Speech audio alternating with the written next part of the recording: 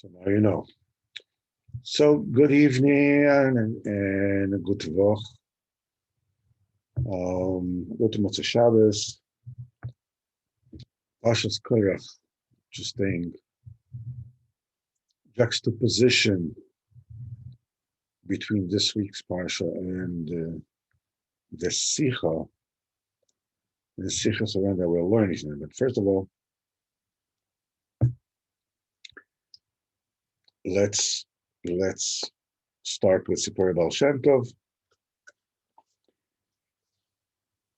So one time, the Baal Shem Tov HaKodesh said to one of his Talmidim that the lowliest Jew that the Baal Shem Tov loves, the worst Jew, more than you love your only son. That's what he told his Talmud. And the Baal Shem Tov Kodesh said that the person who is so busy with his business, all day long is running in the markets, in the streets, he almost forgets that there is a creator in the world. The world has a creator. Only when it comes to Mincha, he thinks, "Oh, that's Mincha time." And he corrects, how the whole day long he just totally forgot. He went only on the nonsense of this world. And he runs into an alley, maybe in the market, and the Davos Mincha. Says, even if he doesn't know what he's saying, says, oops, Mincha, just goes and he mumbles. He says, this is also extremely important by Hashem's bar. And this krecht, if you forgot to daven Mincha yet, so busy with this world. And he says, this krecht is extremely precious by Hashem's bar. Baal Shem Tov HaKodesh, during his childhood, would take all the Tinokesh Besraban, the children that of the Cheder, and he would take them to shul to say Amen Yehei Rabba. It was a big avodah by him to jump and to dance with them, and he would kiss them and he'll make them happy. And the Maggid just said, Alavai, I wish that we would kiss a Sefer Torah and Simchas Torah with the same love the Baal Shem Tov would kiss the children when he would take him to Talmud Torah.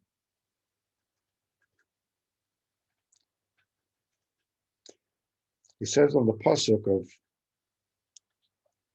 Habet Shamayma Usfara Kechovim Ko Yezerecha. Because Baruch Hu tells Avram Avinu, gaze to the sky, look to the sky and count the stars. This is how your offsprings are going to be. The Baal Shem Tov explained this pasuk as follows: in the same way that the stars look so small when you look at them from this world, and really up in the Shabbat, they're huge. The same thing is Bnei Israel. They look very, very small in this world, but in the upper world, they're extremely important. And Baal Shem Tov said that every single Jew is as precious by Hashem Yisbarach like an only child that was born to elderly parents when they were very old. And suddenly they have an only child. He says every Jew is more precious than that to HaKadosh Baruch Hu. And the last story that we'll say about Shem Tov, he said, and this is what he said. The Baal Shem Tov Kodesh said, even the Malach Michael, Archangel Michael, that is the greatest of all the Malachim. It's the largest Malach that there is. Would give all his avodas Hashem, all his hasagas elokus, for a mitzvah of one tzitzis out of the 4 that every single Jew has every single day. You know, it's a machlokes in the Gemara whether the tzitzis, it's each one is a separate mitzvah, the shit of Rabban Gamliel, or all 4 tzitzis are one mitzvah. So apparently Baal Shem Tov held Rabban Gamliel that the Malach Michael would give everything, his every dam for Kodesh Baruch Hu, for one tzitzis out of the 4 that you and I have every single day. This is an immensely important lesson that we need to learn, and it has, you know, let's get into Sichos Haran and of tonight, and sort of maybe try to put the whole thing together to the best of my ability. So let's just share the screen, and here we go. We are learning. Let me just try to make it a little bit bigger so it'll be easier for you to see. All right. Here we go. This is Sicha Ein Zayin 77. Kol ha'olam mole machlokes. The entire world is filled with disputes. Han ben umas ha'olam, between all the nations in the world.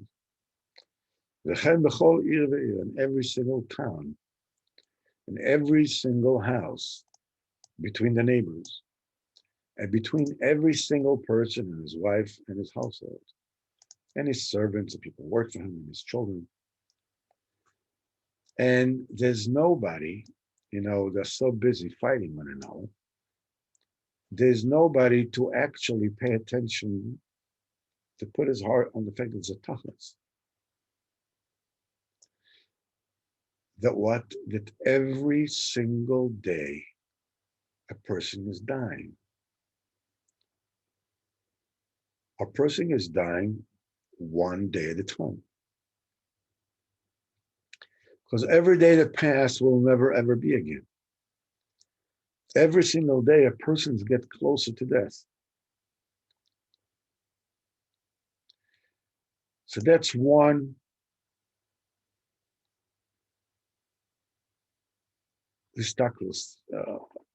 observation. The second one has to do with this day's parsha, but let's just stay with this one for a minute.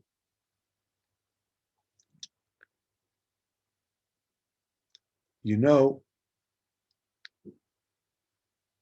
people, before we go back, it's just people celebrate their birthday every single year. We have Chazal saying, Tov Shem Tov Mishem Tov. A good name is better than a good oil. In other words, wealth or whatever. Because when you come to think of it, why are we celebrating people's birthday? Every single birthday means that a person is 1 year closer to leaving this world. As Rabbeinu says, every single day, when the day is passed, a person is 1 day closer to leaving this world. So what's the celebration? Happy birthday to you. You belong in desert. What's going on here? What's the celebration? What are they celebrating? What we're celebrating is that Sicha that we learn from the Baal Shem Tov, that the archangel Michael, the biggest angel there is, would give everything it has ever done for Kadosh Baruch Hu for the mitzvah of one tzitzis out of the four that every single Jew is wearing. What we are celebrating every single birthday is another year of accomplishment, another year of Shem Tov, another year of tzitzis and tefillin, and talis, and davening, and brachas, and broken heart. Why are we still so far from where we are supposed to be? This is why we celebrate a birthday every single year. So on one hand, what Rabbeinu is saying here, that, like, wake up while you're busy arguing with people. A person is basically dying his life. Just wake up, look at time is passing. Time is the only currency you have. That's it, nothing else. You don't have anything else. The coin of the realm is time. That's the only thing you cannot allow yourself to waste. So this is this part of the Sicha. But then Rabbeinu takes it elsewhere, which is obviously an incredible insight into a person's relationship with other people. It has to do with Kairach. This week's Parsha, what we read. And he says as follows. You should know. Shakol echad, that all these disagreements, these fights are really one thing.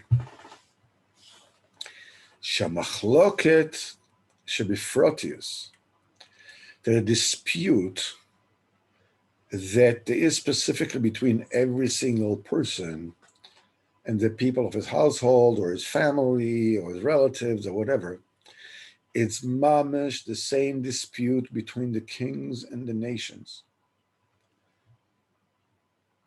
And Rabbeinu says as follows, because every single member of your household is an aspect of a different nation. And they are championing with one another the same way that there are wars between nations. Rabbeinu says even more than that. And you can actually tell each one of the family members from what kind of a nation he comes from. In other words, what national trait he has that is typical to specific nations. Because it is well known that every single nation has their own particular national character, as it were. This one is full of anger and full of murder. The same thing you can find in particular in the people of the household. And even if one of the people doesn't want to argue, he doesn't want to have anything to do with the argument, he just want to sit down, he has to be involved with this argument and all the wars, like you can find in the wars between the kings and nations. Some there's a nation wants to be neutral. Let me sit quietly. I don't want any war with anyone. I'll be very happy to bow down to my friend a few times over. And he doesn't want any war. Nevertheless, that nation is being taken, despite itself, into the war. And this one said, "You're going to be on my side," and this one, no, you're going to be on my side until they're fighting with him too. He says the same thing is happening in the private wars that happen in the house. And he says, Rabbeinu takes this, from this macros of all the nations. He says the same thing happens, in the micro of your own house and your own relationships. And now Rabbeinu takes it even deeper, into a higher resolution. It goes into a more microscopic kind of focus. It says, every single person by himself is a whole world. And the entire world is expressed in him. How much more so a person in his own household. But every person by himself,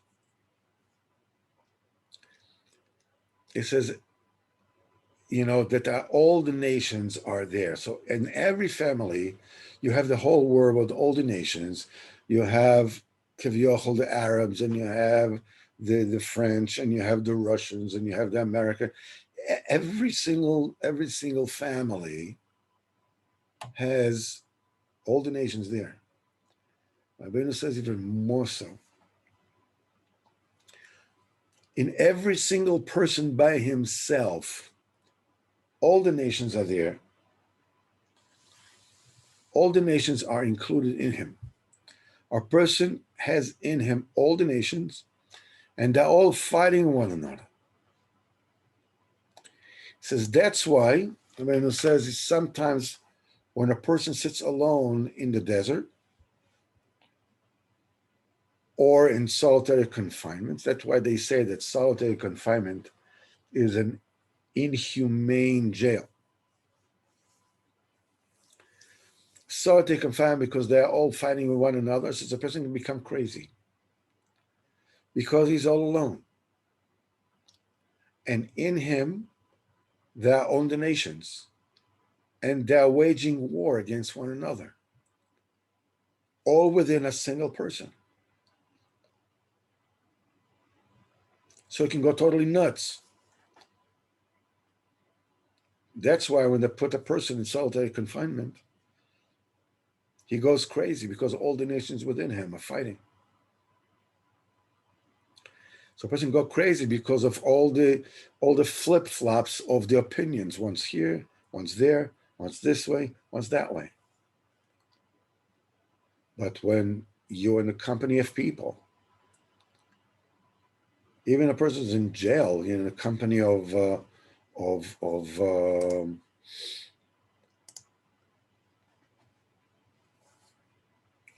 criminals, but at least there are other people. There are other people for the war to spread out.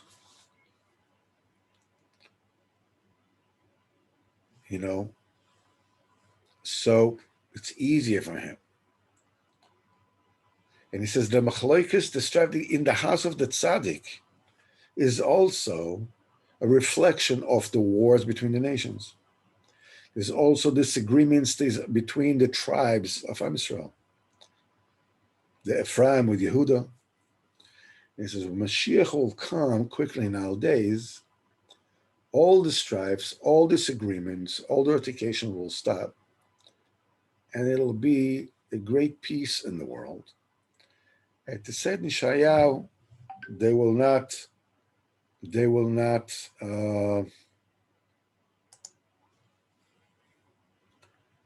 They will not do perpetrate any bad, any evil anymore, as we learned this in the Kutamara. So as I said before, this particular Sicha is very nogeya to this week's parsha.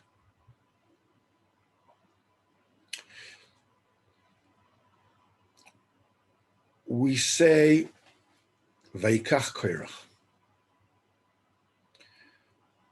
So what does it mean Vaikach Korach? What does it mean he took?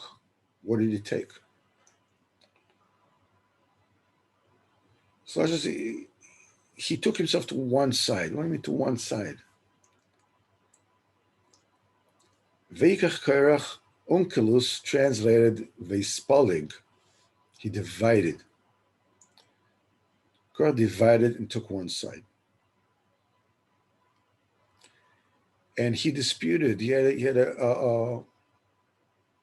tried to organize a revolt against Moshe Rabbeinu. Well, he actually did organize a revolt against Moshe Rabbeinu.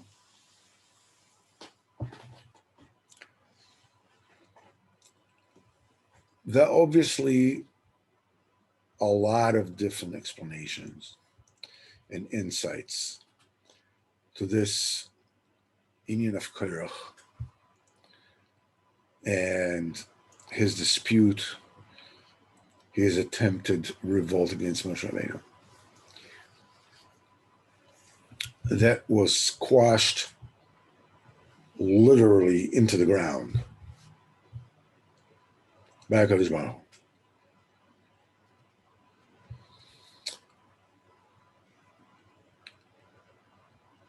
Why did Korach do this?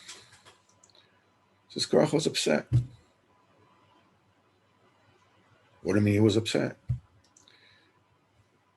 At a certain nekuda, he was jealous. Why you and not me?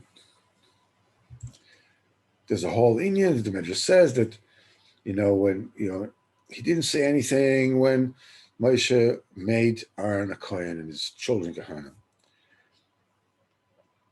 But it is when he made a Litzafon to be the president of the Levites. That's it. No more. I mean, if you take a look, on the Amram was the biggest of the brothers, and there's Kehat, and there's whatever. I'm supposed to be next. Why is Elitzaphan, who's the son of the third brother? Well, the whole thing is just, I'm sorry. It's a hoax. Moshe Rabbeinu, he's corrupted. He's corrupted. Nepotism. The whole thing is a dimion. Rabbeinu comes and tells us something extremely interesting.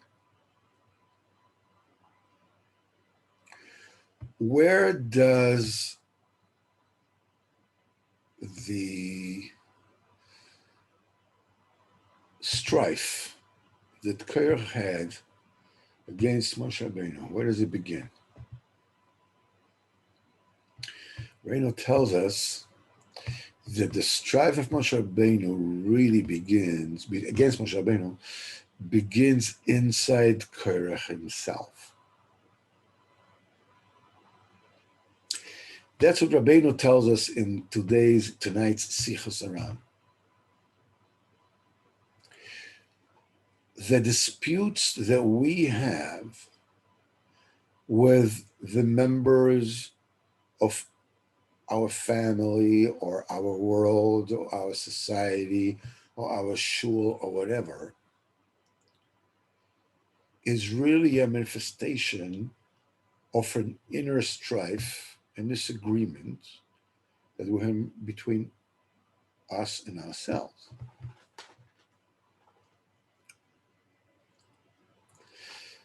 It means that if I'm arguing with someone else in my family, or anywhere else, obviously. That's because I have a certain parts in myself which I'm not willing to accept.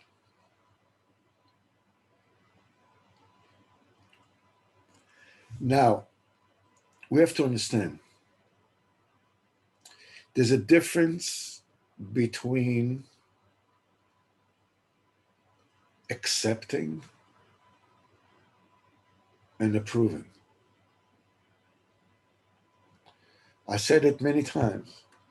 I'll say it once again. The same way that so much of familial problems in relationship within the family are all being, everything becomes funky because we mix acceptance with approval.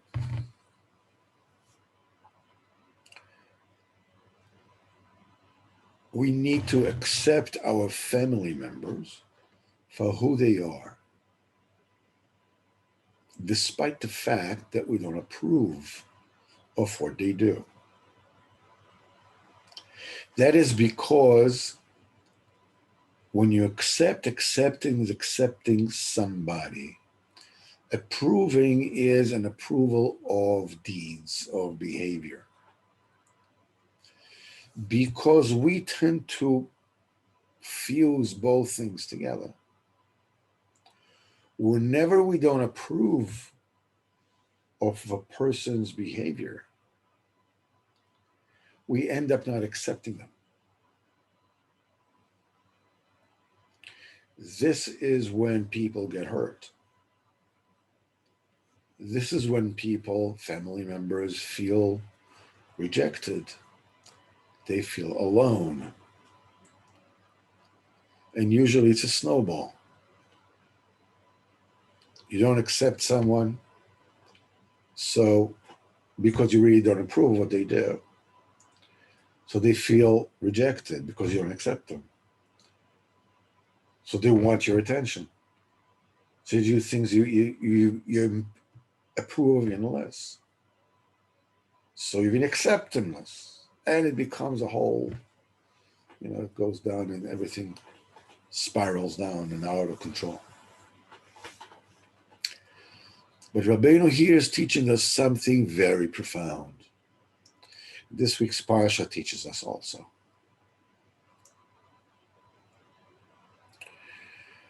And that is that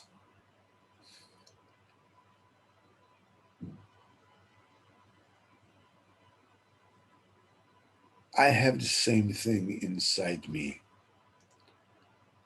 Inside me, there are certain parts which I can't stand. There are certain things that I do, and I repeat them ad nauseum, again and again and again and again, and I hate myself for it. It can be thinking of things. It can be doing things. It can be borrowing money and not paying it back. It could be saying that you'll do something and then you don't do it. And it repeats itself to the point that you don't know whether you say that you will do it in order to appease someone, and then you don't do it because you can't do it, or there's a certain kind of a complex interrelations between you need to, because you look at yourself and you feel like a no good, somebody whose word is not worth anything. So it drives you to say that you're going to do something in order so that you will not do it afterwards. And you end up looking at, and you're looking what's in my hand and say, I did it again, didn't I? And you keep on doing it again and again and again. And about this, Rabbeinu is telling you this particular Indian. And if you only hear this from all the things that we were talking about, between you and you, it would already be worthwhile. It's okay for you not to approve of your behavior. That's okay. In fact, that's the way it should be. But you need to accept yourself exactly the way you are. Don't mix approval with acceptance. Because you don't approve of what you do, and it's a pattern of behavior, it repeats itself again and again and again and again, you end up hating yourself. You're not accepting yourself. And therefore, all the words that you're going to say to your family members or the people that you have a relationship with are going to reflect that. That disapproval that you have between you and yourself, this lack of acceptance of you being who you are. Okay, you have issues you have to work with. Some you will resolve, some you won't resolve, but it's okay. They're all given to you by Kodesh Baruch Hu. That's your turf. That's your blood gemara that you have to prepare. This is what you have to work with. Some things you'll be able to, some things you'll prove 1%, 2%, 5%, 30%, 10%. I don't know. Whatever it is, it doesn't matter. You have to work on it. Don't approve of behavior, your own behavior that you should not approve of, but don't mix it up with acceptance of yourself and who you are. The same way when you have a child who is behaving in a way you don't approve of, that don't mix it up with accepting the child of who they are. Accept them even though you don't approve. And you don't have to cover up the lack of approval because you don't know, no, excuse me, I don't approve of that. That's not right. But I accept you no matter what until the end of the world. But Rabbeinu says here, it begins with you. That's why Rabbeinu is saying in the time of Mashiach, there will be a great peace. Why? Because Mashiach will give you this das to accept yourself, to accept the other for what they are.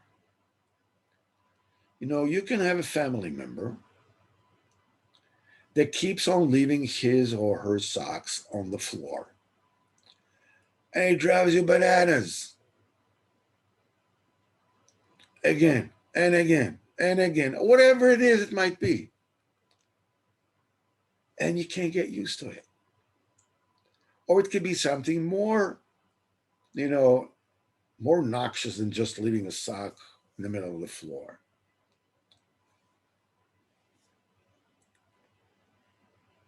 Because acceptance and approval mix into one, you can never, ever accept the fact that this is just who they are. Listen, you love them. In fact, when you mix the approval and acceptance, you won't be able to see the good sides that they have in them. Maybe your child is a total schloch. His room looks like a garbage dump. He keeps on losing things. Whatever. But you keep on looking at him. It's like, I wish you would just stop doing this. So when will it finally he or she will stop doing this? We'll just stop doing this. Just stop doing this.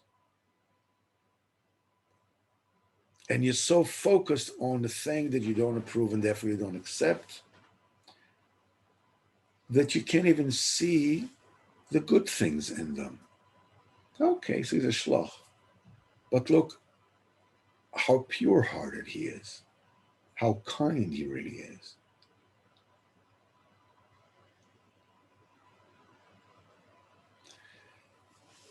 You will only be able to do it with others, this is what Rabbeinu says here, when you'll be able to accept it about yourself. No, don't approve of the things inside you which should not be approved of. There are plenty. It's fine. But it's you. Accept yourself. Accept yourself, warts and all. And then work on whatever you need to work. What you're able to solve, you'll solve. What you're able not to solve, you will not solve. Either way, it's okay. You'll work on it. As Rabbeinu starts this Sicha, every single day is a day closer to death. When the day passed, that day is dead.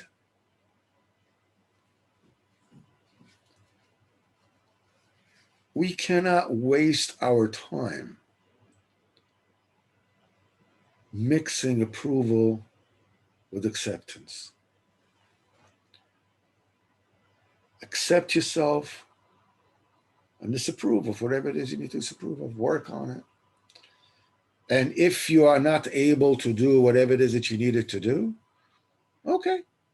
But you tried. You thought about it. You wanted to work on it. This is what we learned last week in Sichos Haran. Everything depends on the kind of effort that you put into it. So in Likutei Moharan, we said that and the earth will be filled with knowledge of Hashem like waters that cover the sea. That every person's inclusion in the oneness of the Kodesh Baruch Hu depends on the kind of effort that you put in. And we have to understand it's not the effort that the other person puts in, waking up, chetzois, davening, vasikim, being able to do whatever it is. No, I'm talking the kind of effort that you put in and fail. And start again. And fail and start again. You take a look at it and you say, man, I'm such a mess. I'm such a mess. I'm so pathetic, man. In Wikipedia, under the headline of pathetic is my face.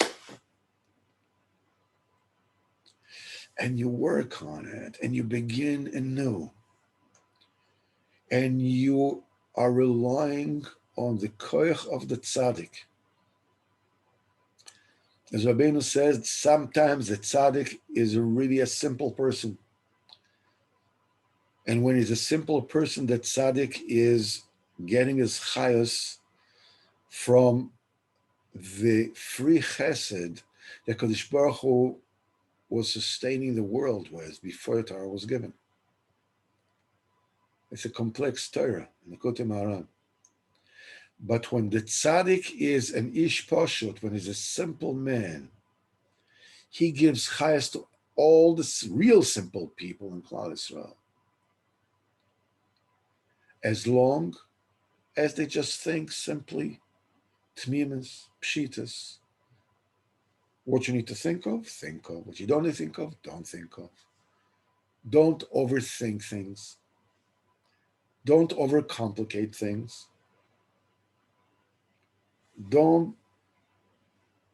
It's beseder.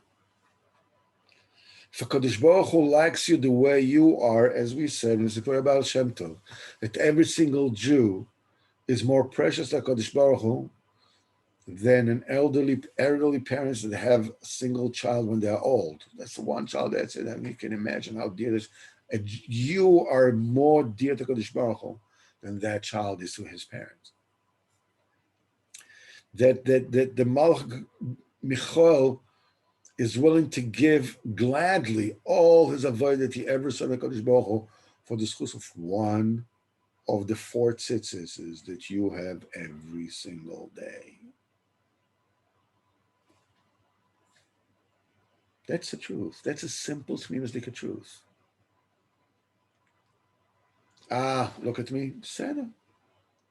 So you're not worthy? The tzaddik, when he's a ish pashut, he has a schus of matnas chinam, chesed chinam. It's a free gift from HaKadosh Baruch Hu. You'll get it too. You're that precious. And when you take a look at yourself, I didn't wake up this morning. I mean, I woke up this morning, but I was in pieces. I just couldn't go to shul. I didn't feel well. I felt I have to, I woke up, I made my brachas, whatever it is, like Christmas, and I have to go back to bed. I can't. And this is what I did. That's the reason why I didn't come. But afterwards, when I got up when I could, and I davened. So my wife asked me, she's like, what's the story with you, man? Like, yo, dude, what is this, karachana? What are you making, a carnaval? Hefkerwelt? No. So that's what I could do. So she looks at me, like jaundiced eye. I said, look, you know that I don't spend my life, saying that I don't care about anything. Yeah, I'm running away from any kind of chore possible, yes. Any kind of discomfort, yes. Everything, yes. But basically, I'm aware of what it is I'm supposed to do. I don't want to go, the soul summit. Listen, I'm too old to start up with the Kodesh Baruch Hu. I ain't doing that. I want to be good. If I can't, I can't. What can I do? And being that your wife knows you better than anybody else in the world knows you, okay. I know you. I know what's this. Okay, but that's what you feel. Fine. To me, Mr. Pshitas. That's what I could do. I daven. How did I daven? Don't ask. Let's not get into it. So afterwards, I learned a little. Said a little tell them, taking the clothing, whatever it is they could. I'm not all bad. Leaning on the schos of the tzaddik was a ish pashut. While he's an ish pashut, he gets a chesed chinam, and with that chesed chinam, the entire world